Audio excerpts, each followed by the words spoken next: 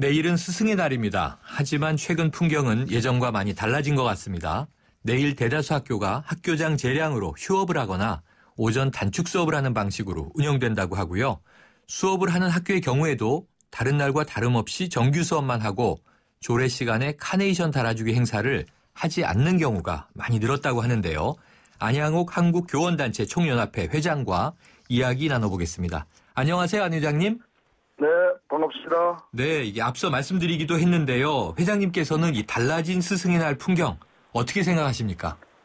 예, 정말 대한민국 50만 교원들과 함께 학부모님과 학생이 가장 정을 나눠야 될 스승의 날에 이러한 풍속도가 만들어진 것은 대단히 대한민국 미래를 위해서 바람직하지 않다고 생각하고요. 네. 예, 그런 차원에서 최근에 이 촌지 문제로 1억 원 포상이라든가 네. 이런 이 전향적인 어떤 부정적 인식을 바탕으로 선생님들을 마치 잠재적 범죄자로 이렇게 인식하니까 선생님들이 오히려 이런 것은 이제 스승의 날을 오히려 회피하는, 그래서 다른 언론을 봤습니다만은 수학여행을 가버린다거나 네. 또 스승의 날은 제가 파악을 해보니까 서울 지역에 거의 스승의 날을 행사를 하지 않는 네. 그런 현실로 지금 변화되고 있는 이 때문에 학교 현장이 대단히 위축되었고 특히 네. 선생님들이 자존감이 많이 이렇게 약화되어 있는 상황이 안타깝게 생각합니다. 네. 회장님 말씀하시니까 이 얼마 전에 이 서울교육청에서 그 촌지 신고에 대한 홍보 영상 만들기 한번 또 이제 논란이 되기도 했었죠. 그게 상당히 찬물을 끼어서 결정적이었고요. 물론 교육청이 이제 수정을 했습니다만은 네. 상심, 마음을 좀 많이 다친 것 같습니다, 선생님들께서. 이게 투명하고 깨끗해져야 한다. 이거는 이제 이해가 되는데요. 사제관계가 너무 무미건조해지는 게 아닌가 하는 안타까움도 있습니다. 최근 10년 사이에 교권 침해가 2.5배 증가했다. 그리고 이 절반 이상이 학부모가 유발한 사건들이다. 이런 통계가 나왔던데요. 실제로 교육 현장에서 교권 침해 사례가 좀 빈발하고 있다. 이렇게 느끼세요? 예, 교권 침해 사건은 해년마다 이렇게 계속 증가되는 것은 우리 교총의 교권본부에 이렇게 신고 사안을 보면 계속 증가되고 있습니다. 그리고 특히 조금 전에 말씀하신 대로 여러 가지 학교의 갈등과 대립 구조를 빨리 바꿔야 되는데요. 네. 그럼 바꾸기 위해서 저희 교총의 이번에 스승의 날에서는 이제 이런 교권보호법이라든가 이런 외부적인 처방적 접근보다는 이제 선생님이 좀 스스로 교권회복에 전면에 나서야 되겠다는 그런 운동을 좀 펼치고 있습니다만은 그러기 위해서는 가장 1차적으로 학부모님과의 갈등이 절반이 넘습니다. 네. 특히 또 학생이 선생님을 이렇게 또 폭행하거나 이런 사건도 있고 특히 교직원과의 갈등도 있지만 결국 학교 안에 이런 갈등 요인을 어떻게 치유할 것이냐가 매우 중요한데요. 그런 차원에서 이제 선생님들이 스스로 이런 예방을 하기 위한 적극적인 노력을 하자라고 제가 이번 스승의 날 기념사에 제안을 하고 있습니다. 네. 이를 위해서는 제가 보기에는 가장 중요한 것이 학생을 위해서 양 주체인 선생님과 어머니, 학부모님이 교육 철학이 좀 간극이 매우 벌어져 있습니다. 네. 그래서 이런 간극을 좁히는 중요한 다양한 여러 가지 역할을 해야 되는데요. 네.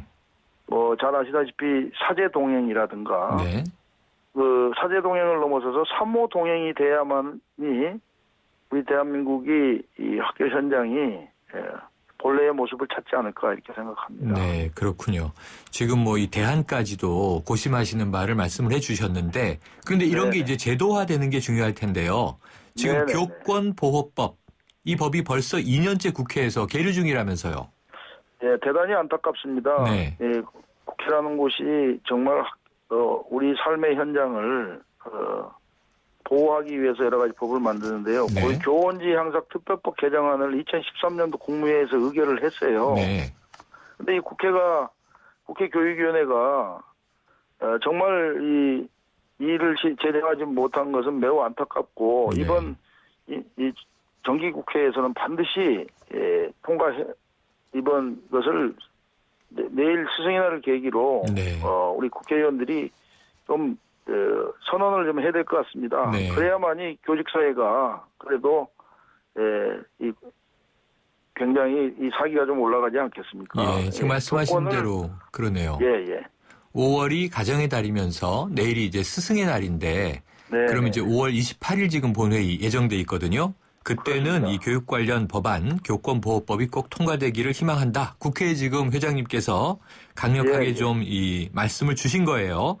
그렇습니다. 자, 이런 사례 네. 한번 얘기 드려볼게요. 조희연 서울시 교육감이 지난달 1심에서 물론 2심 네. 지금 이제 최종심 남아 있습니다만 허위사실 유포 혐의로 유죄 판결이 내려졌잖아요.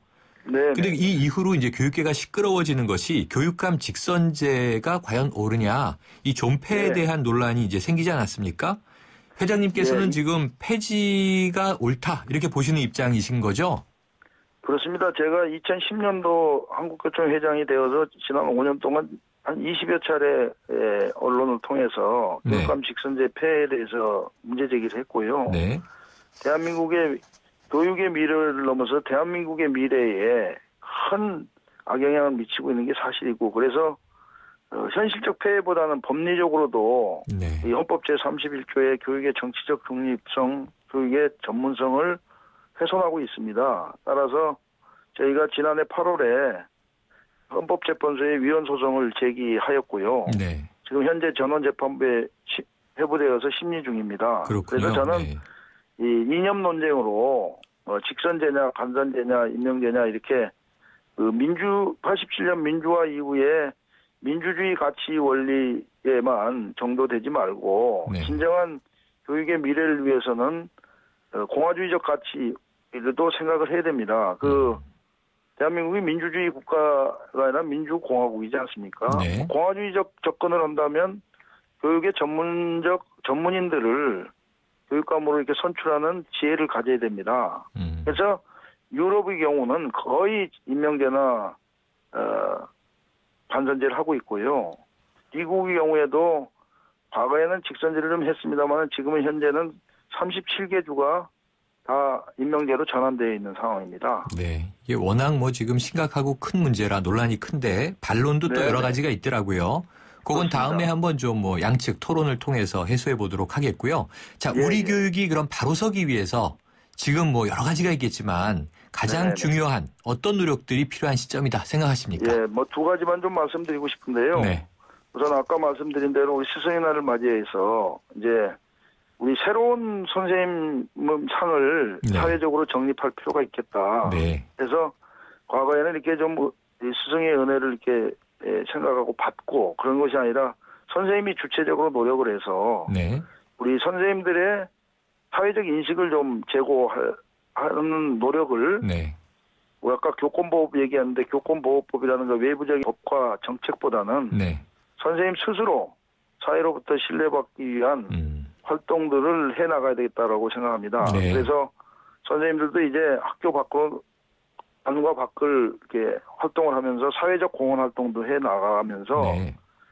사회 봉사 활동도 하고 특히 대한민국의 선생님들이 세계 속으로 좀 나아가는 그러한 노력을 교총이 좀 주도적으로 제안하고 또 정부 정책을 이끌어 볼 생각이고요. 네. 두 번째로는 가장 근본적인 부분인데 저희가 2015년도에 대한민국은 인성교육 실천 원년으로 이렇게 선언하였습니다. 네. 그래서 지식 중심의 교육에서 정말 올바른 인간을 성장시키는 공교육으로 패러다임을 좀 바꾸는 네. 그런 노력에 전 사회적, 전 국가적인 네.